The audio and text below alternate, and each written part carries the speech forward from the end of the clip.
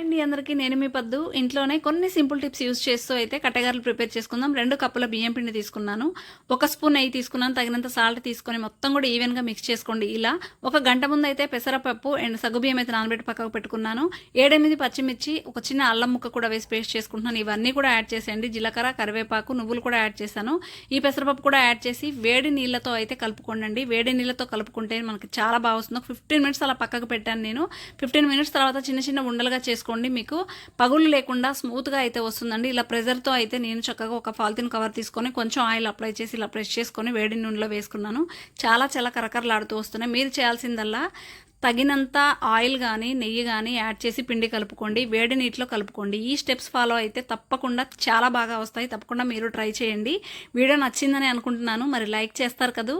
Try చేస్తే తప్పకుండా comment అయితే చేయడం అస్సలు మర్చిపోవద్దు. వీడియో నచ్చితే do like, share and subscribe మరి.